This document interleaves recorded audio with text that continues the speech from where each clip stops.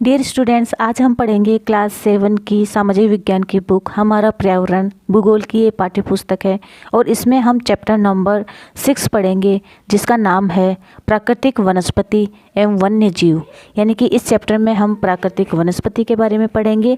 जो पेड़ पौधे आते हैं, वन आते हैं, घास के मैदान और कटीली झाड़ियाँ इसमें सम्मिलित है, तो इसके बारे में हम जानेंगे। और साथ ही इस चैप्टर में वनों के अंदर या वनस्पतियों के अंदर रहने वाले जो जीव जंतु है, वन्य जीव जंतु है, उनके बारे में भी हम जानेंगे कि कौन कौन से जीव जंतु इसके अंदर पाए जाते हैं। तो शुरुआत करते हैं यहाँ से कि जो स्थल की ऊंचाई है वो क्या करती है। स्थल की ऊंचाई और वनस्पति की जो विशेषता एक दूसरे से संबंधित है। यानी कि स्थल की ऊंचाई के अकॉर्डिंग ही अलग अलग प्रकार की वनस्पतियाँ उगती है, यानी कि अलग अलग प्रकार की जो वनस्पतियाँ हैं वो पाई जाती हैं।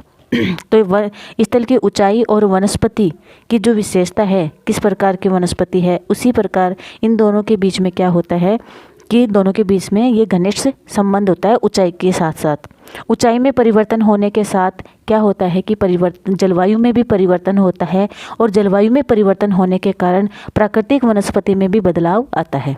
यानी कि ऊंचाई जैसे जैसे हम ऊंचाई पे जाते हैं तापमान में कमी आना शुरू हो जाती है और कई जो ऐसे पहाड़ हैं जो बहुत ऊंचाई पे होने के कारण उनमें बर्फ़ भी जमी रहती है, जिस कारण वहाँ पर उसी जलवायु के अकॉर्डिंग पेड़ पौधे पाए जाते हैं। जैसे शंकुधारी वन जो है ऊंचाई पर अधिक पहाड़ी वाले इलाके जहाँ बर्फ़ जमी होती है वहाँ पाए जाते हैं। तो हम कहने का मतलब ये है कि ऊंचाई, स्थल की जो ऊंचाई है उसी के अकॉर्डिंग क्या होगी, वनस्पति भी उसी प्रकार की पाई जाएगी। यानी कि अगर ऊंचाई में जिस प्रकार परिवर्तन होता है तो वनस्पति की जो प्रकार है, वनस्पति की जो विशेषता है उसमें भी उसी प्रकार बदलाव या परिवर्तन आता है। वनस्पति की वृद्धि तापमान एवं नमी पर भी निर्भर करती है। यानी कि जो वनस्पति की वृद्धि है, कोई पेड़ पौधे बहुत लंबी हाइट वाले हो जाते हैं और कुछ पेड़ पौधे छोटे रह जाते हैं या फूलों वाले होते हैं। तो वनस्पति की जो वृद्धि है वो किस पर निर्भर करती है, तापमान पर और नमी। यानी कि अधिक तापमान होगा और अधिक वर्षा होगी, ऐसे एरिया में पेड़ पौधे बहुत लंबी ऊंचाई वाले होंगे, बहुत लंबे पेड़ पौधे होंगे। और ऐसा एरिया जहाँ पर वर्षा कम होती है, नमी कम पाई जाती है, तो वहाँ पर कटीली झाड़ियाँ या कुछ घास के मैदान ही पाए जाते हैं।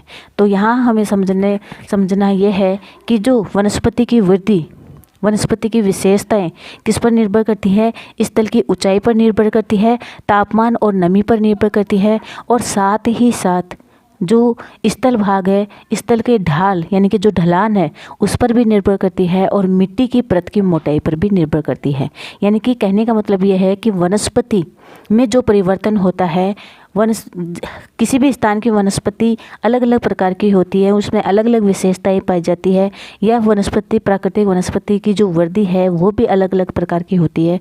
तो उसके पीछे वजह जो है होती है, उसका कारण है स्थल की ऊंचाई, जलवायु, तापमान, नमी और किसी स्थान की ढाल, मिट्टी की परत की मोटाई। इन्हीं कारकों पर प्राकृतिक वनस्पति की वृद्धि और प्राकृतिक वनस्पति की विशेषताएं निर्भर करती हैं।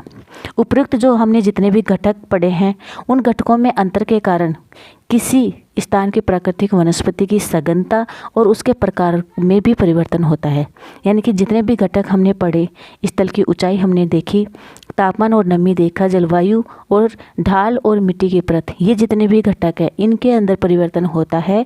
तो किसी स्थान की प्राकृतिक वनस्पति में भी की जो सघनता है, डेंसिटी है, यानी कि पेड़ पौधे पास पास होना या दूर दूर होना, ये जो है प्राकृतिक वनस्पति की ये जो सघनता है और प्राकृतिक वनस्पति के जो प्रकार है उनमें भी परिवर्तन होता है।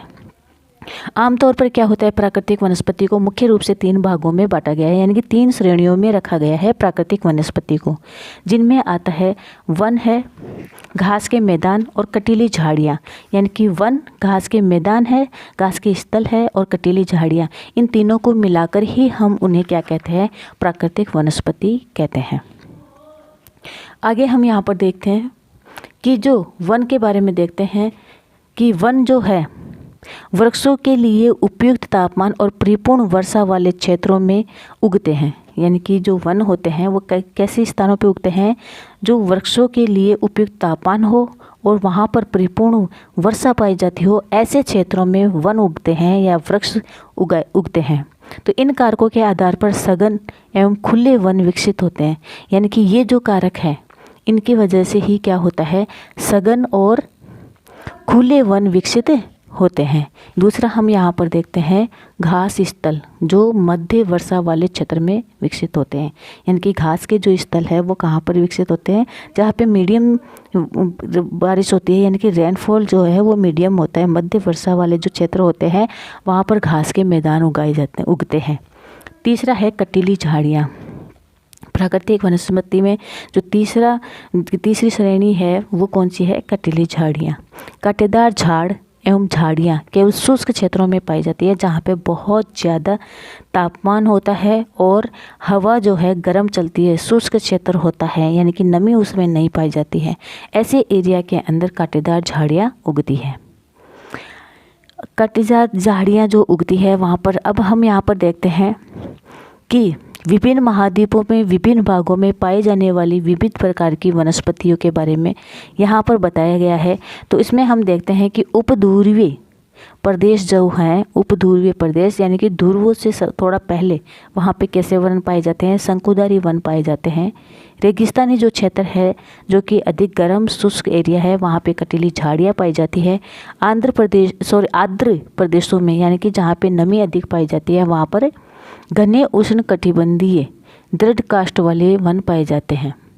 यानी कि कहने का मतलब ये है कि यहाँ पर जो वृक्ष पाए जाएंगे वो हैं उष्णकटिबंधीय दृढ़ काष्ठ वाले, यानी कि ये जो है मजबूत लकड़ी वाले वन यहाँ पे पाए जाएंगे और वो भी बहुत लंबी हाइट में। और हिमालय के क्षेत्रों में लगभग सभी प्रकार की वनस्पतियाँ पाई जाती हैं। यानी कि जो हिमालय क्षेत्र है हमारा, यहाँ पर क्या है कि सभी तरह की जलवायु पाई जाती है, सभी तरह की मिट्टी पाई जाती है। इसलिए जो हिमालय है उसमें सभी प्रकार की वनस्पतियाँ पाई जाती है। जो भूमध्य रेखा से ध्रुवों की ओर जितनी भी वनस्पति मिलती है वो सारी हिमालय के अंदर सभी प्रकार की वनस्पतियाँ पाई जाती हैं।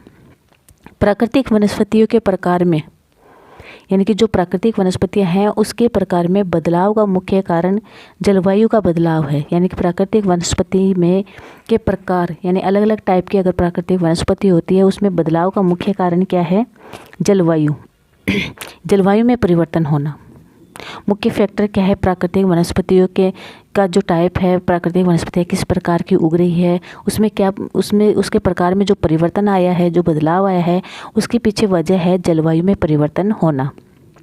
तो अब हम विभिन्न प्रकार की जो प्राकृतिक वनस्पतियाँ हैं उनके गुण और प्रवास करने वाले वन्य जीवों की जानकारी भी इसके अंदर प्राप्त करेंगे। यानी कि ये जो चैप्टर है इसके अंदर हम प्राकृतिक वनस्पतियों के बारे में भी जानेंगे और इन प्राकृतिक वनस्पतियों के अंदर इनके गुण जो हैं उनको भी जानेंगे और इसके अंदर रहने वाले प्रवास करने वाले जो वन्य जीव हैं उनके बारे में भी हम इस चैप्टर में देखेंगे।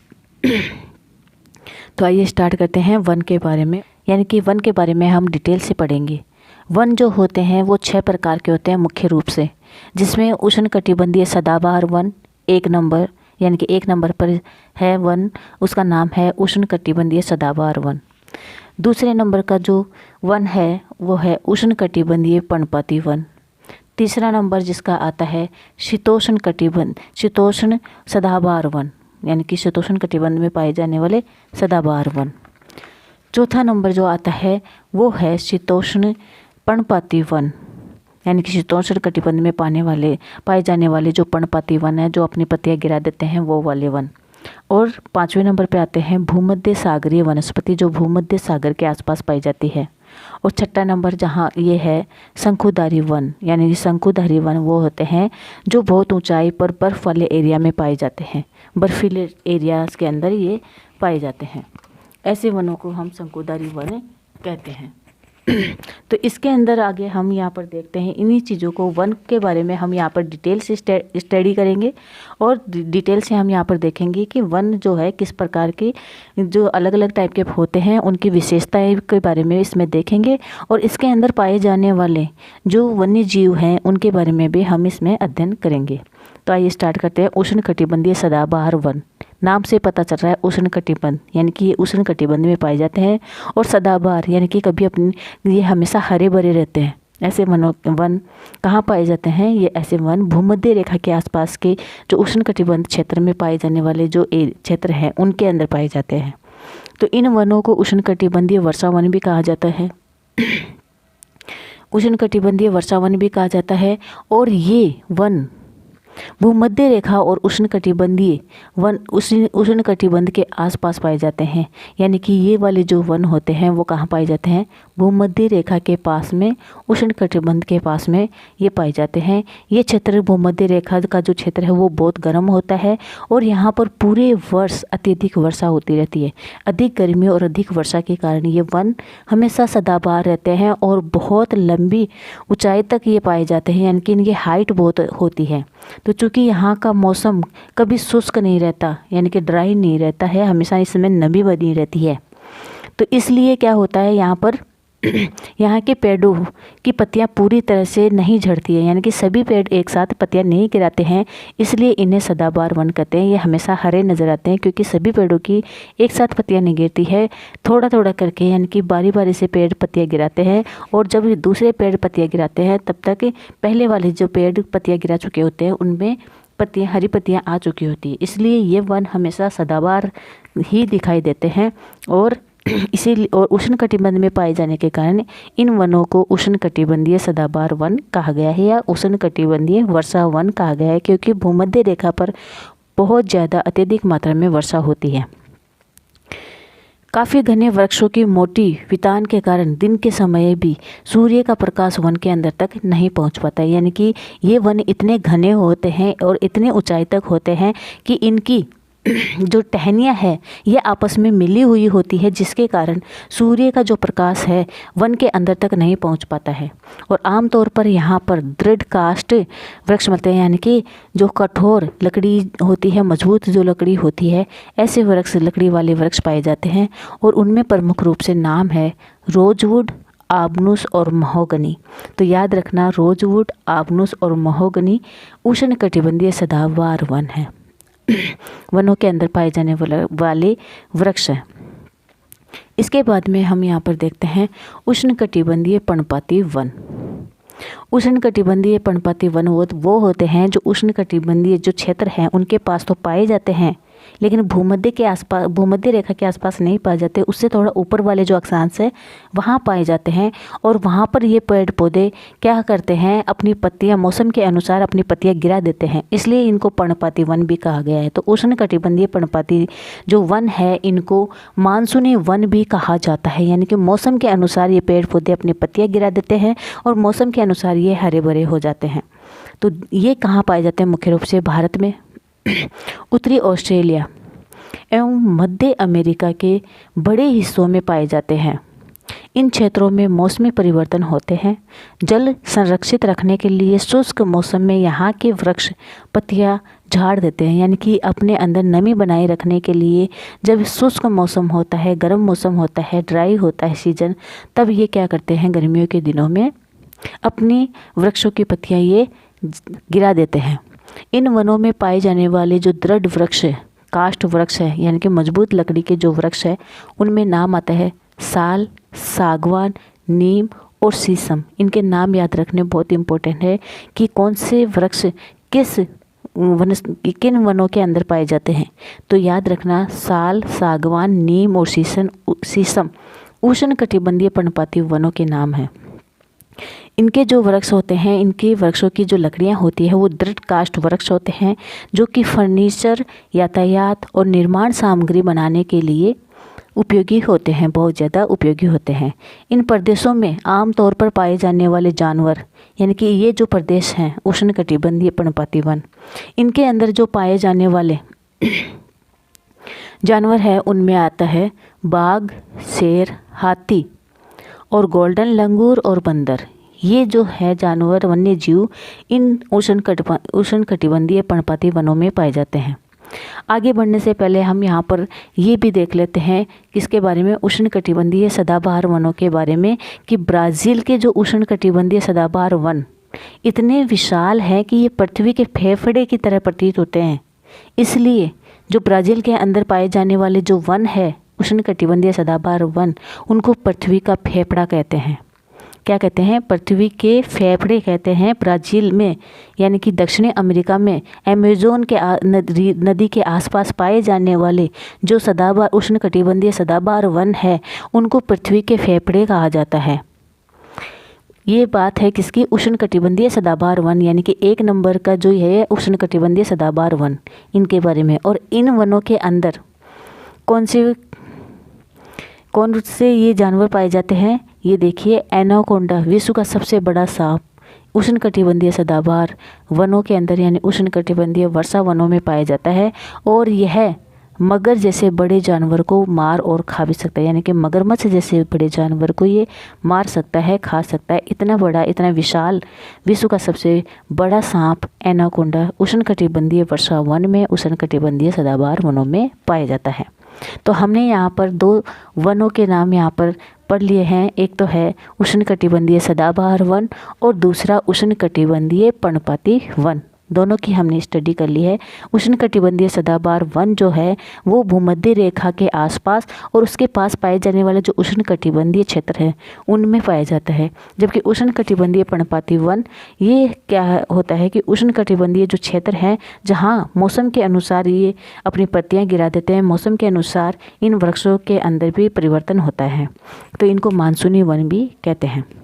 तीसरा हम देखते हैं शीतोष्ण सदाबहार वन, यानी कि ये शीतोष्ण, ना तो ये उष्ण कटिबंध से थोड़ा ऊपर और शीत कटिबंध से थोड़ा नीचे, यानी कि दोनों के बीच में जो कटिबंध पाया जाता है शीतोष्ण कटिबंध, उसमें पाया जाता है सदाबहार वन। यानी कि ये भी हमेशा हरे भरे नज़र आते हैं।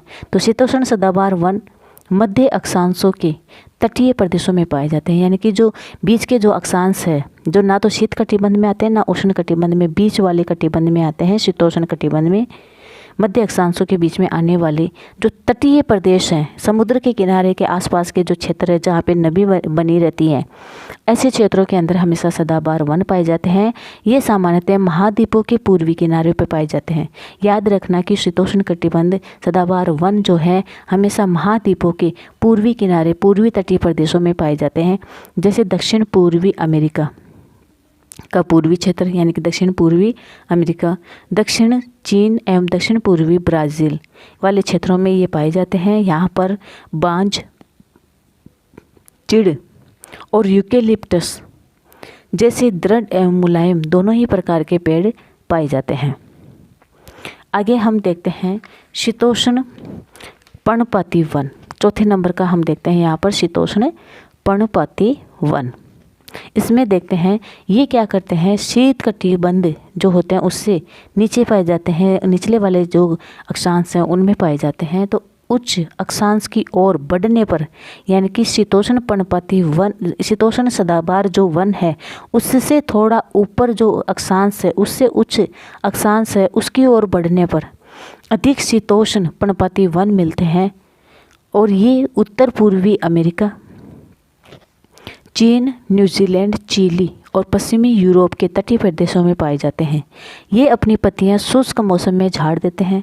यानी कि ये जो वन है वो कहाँ पाए जाते हैं, उत्तर पूर्वी अमेरिका में, चीन में, न्यूजीलैंड में, चिली, पश्चिमी यूरोप के तटीय प्रदेशों में पाए जाते हैं।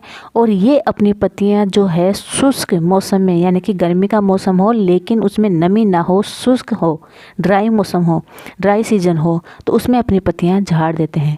यहाँ पाए जाने वाले जो पेड़ हैं उसमें है बांज, एस और बिच आदि पेड़ यहाँ पर पाए जाते हैं जो अपनी पत्तियां गिरा देते हैं। और इसी के साथ हिरण, लोमड़ी, भेड़िए यहाँ पाए जाने वाले वन्य जीव है, आम जानवर है, यानी कि सामान्यतः ये पाए जाते हैं हिरण, लोमड़ी और भेड़िए। फिजेंट, मैनाल जैसे पक्षी भी यहाँ पर पाए जाते हैं। शीतोष्ण पर्णपाती वन में जो पक्षी पाए जाते हैं उनके नाम है फिजेंट तथा मैनाल। अब हम 5वां नंबर है जिसके बारे में 5वें नंबर पे जो वन आते हैं उनका नाम है भूमध्य सागरीय वन। यानी कि भूमध्य सागरीय जो वन है वो पाए जाते हैं भूमध्य रेखा के आसपास, भूमध्य सागर के आसपास नमी पाकर जो वनस्पति उग जाती है उसको हम कहते हैं भूमध्य सागरीय वनस्पति, जो कि कहाँ पाई जाती है, ये अफ्रीका महाद्वीप और यूरोप महाद्वीप के बीच में जो भूमध्य सागर स्थित है उसके आसपास का जो एरिया है वहाँ पर ये वनस्पति पाई जाती है। आगे हम यहाँ पर देखते हैं, आप जान चुके हैं कि महाद्वीपों के पूर्वी और उत्तर पूर्वी किनारों पे अधिकांश भाग शीतोष्ण सदाबहार वन और पर्णपाती पेड़ों से ढके हुए रहते हैं। कौन से भाग? पूर्वी भाग, महाद्वीपों के जो पूर्वी भाग है या उत्तर पूर्वी भाग है वहाँ पर शीतोष्ण सदाबहार वन और पर्णपाती वनों से ये ढके रहते हैं। महाद्वीपों के जो पश्चिमी भाग है और दक्षिण पश्चिम किनारे जो हैं वो भिन्न है यहाँ से। यहाँ भूमध्य सागरीय वनस्पतियाँ पाई जाती है, यानी कि महाद्वीपों के जो पूर्वी भाग है या उत्तर पूर्वी भाग है वहाँ पर तो पाए जाते हैं शीतोष्ण सदाबहार वन और पर्णपाती वन। शीतोष्ण सदाबहार वन, शीतोष्ण पर्णपाती वन जो हैं वो पाए जाते हैं महाद्वीपों के पूर्वी प्रदेशों पर, यानी पूर्वी किनारों की ओर, तटीय किनारों की ओर पाए जाते हैं। जबकि भूमध्य सागरीय जो वनस्पतियां हैं वो महाद्वीपों के पश्चिमी और दक्षिण पश्चिमी किनारे के साइड में पाई जाती है, यानी कि पश्चिमी और दक्षिण पश्चिमी जो किनारे हैं, तटीय प्रदेश हैं, तटीय क्षेत्र हैं महाद्वीपों के, वहाँ पर भूमध्य सागरीय वनस्पतियाँ पाई जाती है। ये अधिकतर यूरोप, अफ्रीका, एशिया के भूमध्य सागर के समीप वाले प्रदेशों में पाई जाती है। यानी कि ये लगभग कहाँ पे पाई जाती है? भूमध्य सागर जो स्थित है यूरोप, अफ्रीका, एशिया के बीच में भूमध्य सागर के समीप वाले प्रदेशों में पाए जाते हैं, जिनको हम यहाँ पर देख लेते हैं। एक मैप में देखते हैं यहाँ पर भूमध्य सागरीय जो वनस्पतियाँ हैं। मैप में यहाँ पर मैप दिया हुआ नहीं है, तो यहाँ एक मिनट पीछे ये देखिए, यहाँ पर भूमध्य सागरीय जो सागर है वो ये भूमध्य सागर अफ्रीका, यूरोप और एशिया महाद्वीप के ये बीच में भूमध्य सागर है। तो इस एरिया के आसपास पाई जाने वाली जो वनस्पति है उसको हम क्या कहते हैं? भूमध्य सागरीय वनस्पति कहते हैं। आगे देखते हैं हम यहाँ पर कि इसलिए इसका नाम भी क्या बन रहा है? भूमध्य सागरीय वनस्पति।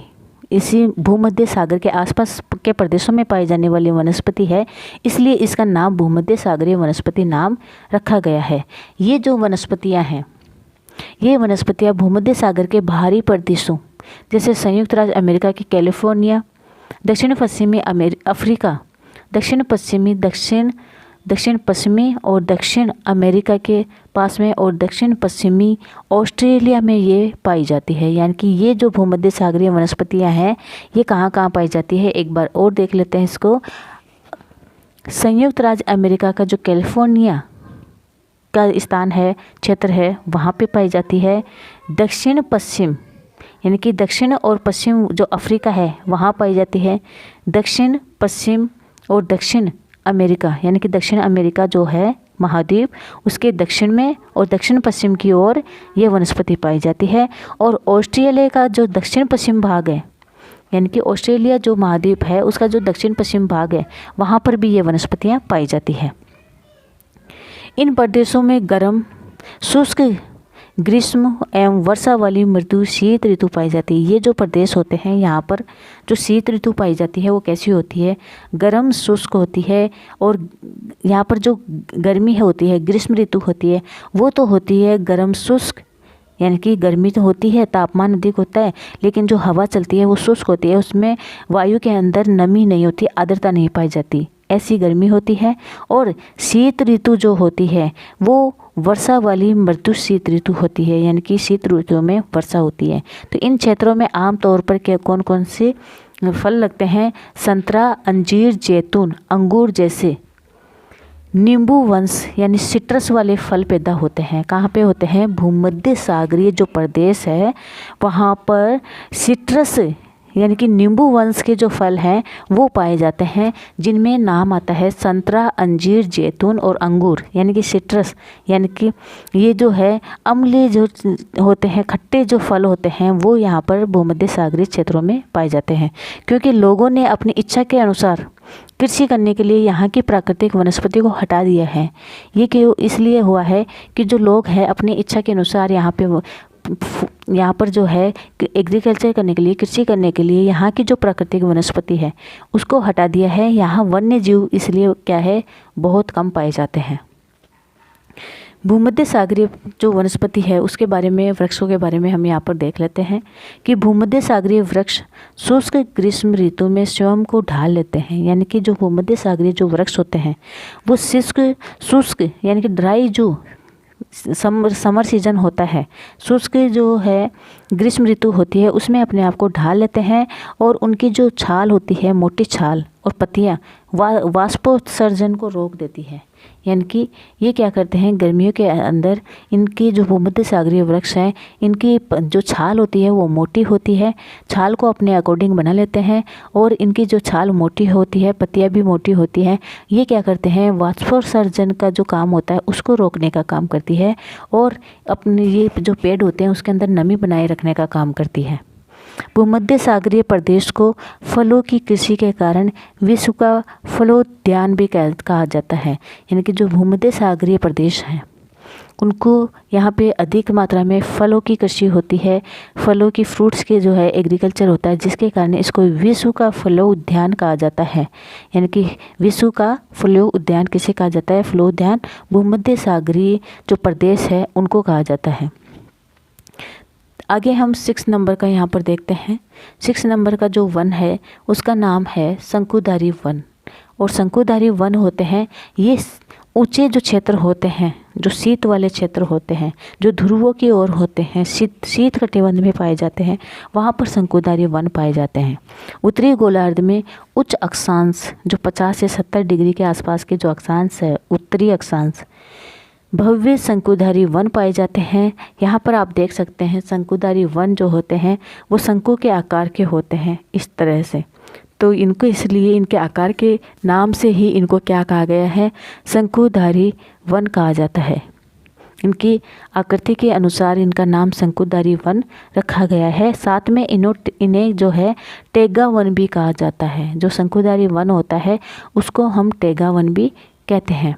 तो ये वन अधिक ऊंचाई पर भी पाए जाते हैं।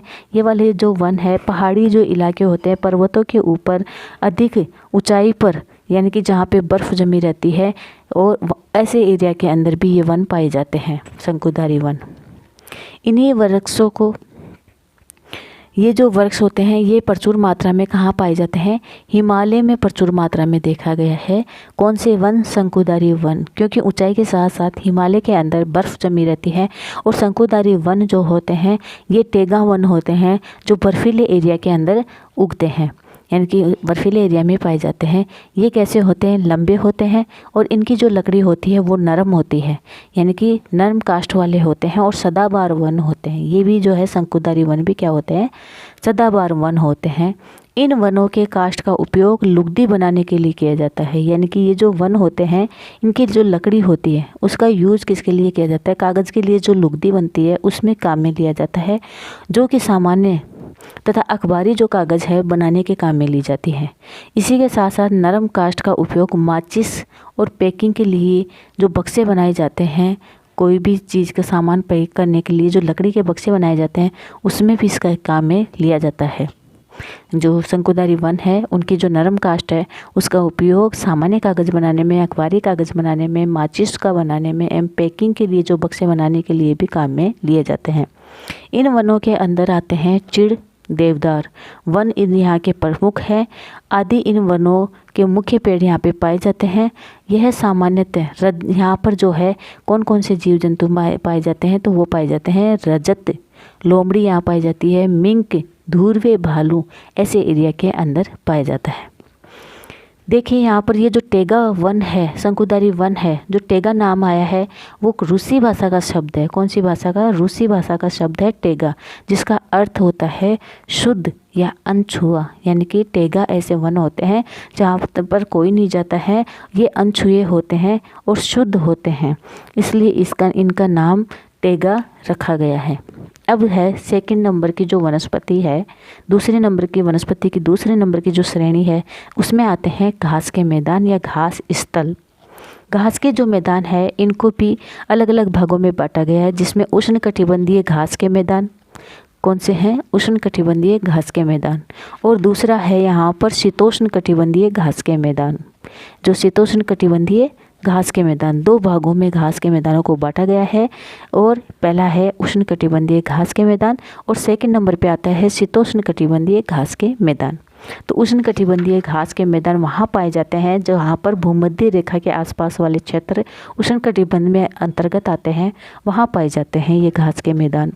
ये वन भूमध्य रेखा के किसी भी तरफ उग जाते हैं, यानी कि भूमध्य रेखा है उसके आसपास तो घने वन है और उसके आसपास के जितने भी क्षेत्र हैं उसके किसी भी दिशा में या कहीं पर भी ये वन क्या होते हैं, उग जाते हैं। और भूमध्य रेखा के दोनों ओर, यानी कि उत्तर की तरफ भी भूमध्य रेखा के और दक्षिण की तरफ भी उष्णकटिबंधीय क्षेत्रों तक ये फैले होते हैं। यहाँ वनस्पति निम्न से मध्य वर्षा वाले क्षेत्रों में ये जो वनस्पति होती है घास के मैदान, भूमध्य रेखा के आसपास वाले उष्णकटिबंधीय वाले जो क्षेत्र हैं वहाँ पे मध्यम वर्षा होती है, ऐसे क्षेत्रों में ये घास के मैदान पाए जाते हैं। और यह घास काफ़ी ऊंची, यानी कि जब यहाँ पर भूमध्य रेखा के आसपास सदाबहार वन होते हैं वो बहुत ऊंचे होते हैं, तो यहाँ की जो घास है वो भी क्या होती है, बहुत ऊंचाई तक होती है, जिसकी जो कितनी ऊंची होती है, लगभग 3 से 4 मीटर की ऊंचाई तक ये बढ़ जाती है। घास 3 से 4 मीटर तक की ऊंचाई ये बढ़ जाती है। इसके अंदर आते हैं अफ्रीका का सवाना घास स्थल। याद करने वाला क्वेश्चन बहुत बार आता है कि सवाना घास स्थल कहाँ स्थित है, तो ये है अफ्रीका के अंदर स्थित है। सामान्य रूप से उष्णकटिबंधीय जो घास के मैदान होते हैं उनमें पाए जाने वाले वन्य जीव हाथी, जेब्रा, जिराफ, हिरन और तेंदुआ आदि जानवर पाए जाते हैं। दूसरे नंबर का जो घास स्थल है, घास के मैदान है, वो है शीतोष्ण कटिबंधीय घास के मैदान, यानी कि शीतोष्ण क्षेत्र में पाए जाने वाले जो घास के मैदान है वो दूसरे नंबर पर पाए जाते हैं।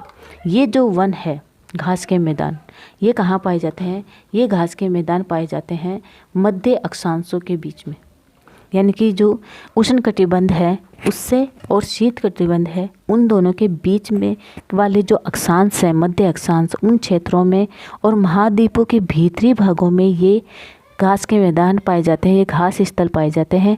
यहाँ की घास आमतौर पर छोटी होती है लेकिन पौष्टिक होती है, यानी कि ये जो घास होती है ये छोटी होती है, पौष्टिक होती है।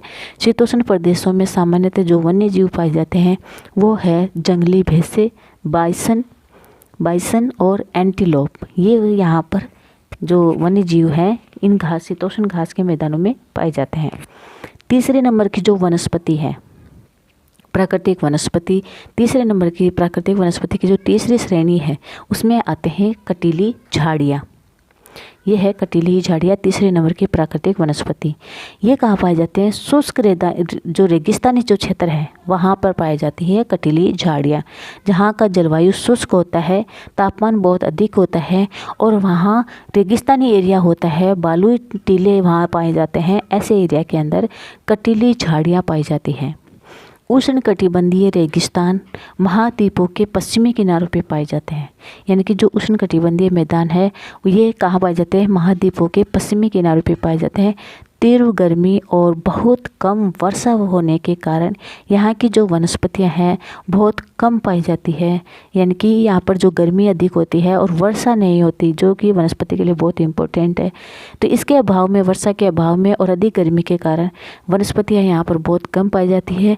विश्व के मानचित्र पर रेगिस्तानी प्रदेशों को यहाँ पर विश्व के जो मानचित्र है वहाँ पे जितने भी रेगिस्तानी प्रदेश हैं वहाँ पर क्या कौन सी वनस्पति पाई जाती है, कटीली झाड़ियाँ पाई जाती है। और ऐसे ही भारत का एक सबसे बड़ा रेगिस्तान है थार का रेगिस्तान, यानी कि थार मरुस्थल राजस्थान में पाया जाता है। भारत के राजस्थान राज्य के अंदर थार का रेगिस्तान है जिसको ग्रेट डेजर्ट कहा जाता है। तो वहाँ पर इस टाइप की जो है वनस्पतियाँ पाई जाती है। और रेगिस्तान के अंदर जो मुख्य यहाँ पर पशु पाया जाता है वो है ऊँट, और लगभग अनेक प्रकार के सांप की जो प्रजातियाँ हैं वो भी रेगिस्तानी इलाकों में पाई जाती है। इसी के साथ हम आगे देखते हैं कि जो ध्रुवीय प्रदेश हैं, ध्रुवीय प्रदेश जो होते हैं ये तो हो गया शुष्क और गर्म इलाके, जो रेगिस्तान है वहाँ पे कटीली झाड़ियाँ पाई जाती है। साथ ही साथ जो ध्रुवीय प्रदेश है जहाँ की जलवायु अत्यधिक ठंडी और शुष्क होती है वहाँ पर भी इस टाइप की वनस्पति मिलती है। बहुत ही सीमित प्रकार की वनस्पति मिलती है जहाँ पे बहुत ज़्यादा ठंडा पड़ता है और वहाँ की जलवायु शुष्क होती है, वहाँ पर भी क्या होता है, सीमित प्राकृतिक वनस्पति पाई जाती है। केवल यहाँ पर क्या पाई जाती है, काई पाई जाती है, लाइकेन पाई जाती है और छोटी झाड़ियाँ पाई जाती है। ऐसे एरियाज़ में जहाँ पर बहुत ज़्यादा अत्यधिक मात्रा में ठंड पड़ती हो, यानी कि जो ठंडे मरुस्थल है वहाँ पर काई पाई जाती है, लाइकेन पाई जाती है और छोटी झाड़ियाँ पाई जाती है। इस टाइप की कटीली झाड़ियों टाइप की, यानी कि झाड़ियों के टाइप की यहाँ पे वनस्पति पाई जाती है। ये अल्पकालीन ग्रीष्म ऋतु के दौरान, यानी कि गर्मियों के दिनों में जब बर्फ़ थोड़ी बहुत पिघल जाती है, अल्पकाल के लिए ये क्या होती है, ये झाड़ियाँ विकसित हो जाती है ग्रीष्म ऋतु में कुछ समय के लिए। इसे क्या कहा जाता है, टुंड्रा प्रकार की वनस्पति कहा जाता है। ऐसी वनस्पति को क्या कहा जाता है, टुंड्रा प्रकार की वनस्पति कहा जाता है। यानी कि जो शंकुधारी वन है वो टेगा प्रकार की वनस्पति है, और ये जो टुंड्रा प्रकार की जो वनस्पति है यहाँ पर केवल झाड़ियाँ पाई जाती है और लाइकेन पाई जाती है, काई जैसी वनस्पति पाई जाती है जो बिल्कुल उत्तरी क्षेत्रों के अंदर पाई जाती है। ध्रुवों के पास में ये वनस्पति पाई जाती है। तो याद रखना क्वेश्चन ये आता है कि जो सर्वाधिक उत्तर की तरफ, यानी कि ध्रुवों के पास में पाई जाने वाली वनस्पति कौन सी है, ऑप्शन में टेगा आता है, टुंड्रा आता है। तो इसका आंसर होगा टुंड्रा प्रकार की वनस्पति पाई जाती है जो बहुत अत्यधिक इलाकों, ठंडे इलाकों में और शुष्क जलवायु वाले इलाकों में पाई जाती है। ये वनस्पतियाँ यूरोप, एशिया और उत्तरी अमेरिका के जो ध्रुवीय प्रदेश हैं, 90 डिग्री के आसपास वाले जो क्षेत्र हैं, यानी कि 80 डिग्री उत्तरी अक्षांश और 90 डिग्री उत्तरी अक्षांश वाले जो क्षेत्र हैं, यानी कि एशिया, यूरोप और उत्तरी अमेरिका के जो ध्रुवीय प्रदेश है वहाँ पर ये टुंड्रा प्रकार की वनस्पति पाई जाती है। यहाँ के जानवरों के शरीर पर मोटा फर, यानी कि बाल होते हैं और मोटी चमड़ी की होती है जानवरों की, जो उन्हें ठंडी जलवायु में सुरक्षित रखती है। यानी कि यहाँ के जो जानवर होते हैं उनमें क्या होता है, जानवरों के जो शरीर पर मोटा फर, यानी कि मोटे मोटे बाल वाले, घने बाल वाले यह जानवर होते हैं और उनकी चमड़ी भी मोटी होती है जो कि उनकी ठंडी जलवायु से सुरक्षा करती है। यहाँ पाए जाने वाले जो जानवर है उनमें आता है सील, वालरस, कस्तूरी बेल, ध्रुवीय उल्लू, ध्रुवीय भालू और बर्फीली लोमड़ी। ये ऐसे एरियाज़ के अंदर पाए जाते हैं। और इस तरह से हम यहाँ पर देखते हैं वनों के बारे में कि कुछ लोग क्या करते हैं, वृक्षों को काट कर वनों को साफ कर रहे हैं, जिसकी वजह से स्थानीय लोग क्या करते हैं, कृषि और आवास के लिए स्थान पाने के लिए या फिर जो है औद्योगिक, यानी कि इंडस्ट्री लगाने के लिए क्या कर देते हैं, कुछ लोग वृक्षों को काट देते हैं, वनों को साफ कर देते हैं। जिसकी वजह से वनों को साफ करने की वजह से जो ये वन्य जीव है ये भी अब क्या करते हैं, वन्य जीव वनों के साफ कर देने की वजह से क्या करते हैं कि कुछ लोग अपनी ज़रूरतों को पूरा करने के लिए, कृषि आवास की ज़रूरतों को पूरा करने के लिए वनों को काट कर साफ कर देते हैं। और वनों को काट कर साफ कर देने की वजह से जो है प्राकृतिक संतुलन है वो बिगड़ जाता है और इनके अंदर पाए जाने वाले जो वन्य जीव हैं वो भी क्या हो जाते हैं, वन्य जीव वो भी लुप्त होने की ओर कगार पे हो जाते हैं। ये भी अपने आप को असुरक्षित, जो इनका प्राकृतिक निवास है वो इनका छूट जाता है वनों को काटने की वजह से, जिसकी वजह से ये वन्य जीव भी धीरे धीरे पेड़ों के काटते रहने से क्या हो जाते हैं, लुप्त होना शुरू हो जाते हैं। अपने लिए सुरक्षित स्थान ढूंढने की वजह से, अपने सर्वाइव पूर्ण रूप से नहीं करने की वजह से ये वन्य जीव धीरे धीरे लुप्त होते जा रहे हैं। और साथ में पेड़ों को काटते रहने से भविष्य में जो प्राप्त होने वाली ऑक्सीजन है, जल वाष्प, लकड़ी, फल, मेवे आदि भी जो है इनकी भी कमी होना शुरू हो जाती है और कार्बन डाइऑक्साइड गैस की मात्रा बढ़ जाती है, जिससे प्राकृतिक जो संतुलन बना हुआ है, वन्य जीव, वन्य वनस्पति, जो वनस्पति है, प्राकृतिक वनस्पति और वन्य जीव, इनके बीच में और जो मानव है उनके बीच में जो परस्पर जो संबंध बना हुआ है, जो बैलेंस बना हुआ है वो असंतुलित यानी कि असंतुलित होना शुरू हो जाता है, जिसके कारण जो वनस्पति और प्राणी जगत जो है उसकी विविधता भी जो है क्या हो जाती है, खतरे में पड़ जाती है। यानी कि जो प्राकृतिक वनस्पति है उनके अंदर पाए जाने वाले जो वन्य जीव प्राणी जगत है उनकी जो विविधता है, उनकी जो डाइवर्सिटी है बहुत बड़ी मात्रा में पाए जाते हैं, इनके अस्तित्व भी खतरे में पड़ जाता है। तो इसी के साथ हम यहाँ पर कुछ जो विभिन्न प्रकार की घास के मैदान है उनके बारे में हम यहाँ पर नॉलेज लेते हैं कि विभिन्न प्रदेशों में घास के विभिन्न नाम दिए हुए हैं। तो उष्णकटिबंधीय जो घास के मैदान है उनके अंदर देख लेते हैं हम पूर्वी अफ्रीका में सवाना घास के मैदान पाए जाते हैं। ब्राज़ील में कंपोस्ट घास के मैदान पाए जाते हैं और वेनेजुएला में लानोस घास के मैदान पाए जाते हैं। और शीतोष्ण कटिबंधीय घास के मैदानों में अर्जेंटीना में पैम्पास पाए जाते हैं, उत्तरी अमेरिका में प्रेरी पाए जाते हैं, दक्षिणी अफ्रीका में वेल्ड पाए जाते हैं और मध्य एशिया में स्टेपी घास के मैदान पाए जाते हैं। ऑस्ट्रेलिया में डॉन घास के मैदान पाए जाते हैं। तो ये जो घास के मैदान है, इनसे बहुत सारे क्वेश्चन एग्ज़ाम में आते हैं, कॉम्पिटिटिव एग्ज़ाम में भी बहुत सारे क्वेश्चन पूछे जाते हैं। तो ये बहुत ही इम्पोर्टेंट है। इन घास के मैदानों को बहुत अच्छी तरीके से याद कर लेना है। एक ये जो है घास के मैदान 2 प्रकार के होते हैं, हमने पढ़ा था, जिसमें एक है उष्णकटिबंधीय घास के मैदान, दूसरे हैं शीतोष्ण कटिबंधीय घास के मैदान। याद रखना, उष्णकटिबंधीय घास के मैदान भूमध्य रेखा के आसपास वाले क्षेत्र वहाँ पाए जाते हैं, जिसमें पूर्वी अफ्रीका सवाना घास के मैदान पाए जाते हैं, ब्राज़ील में कंपोस्ट घास के मैदान पाए जाते हैं, वेनेजुएला में लानोस घास के मैदान पाए जाते हैं।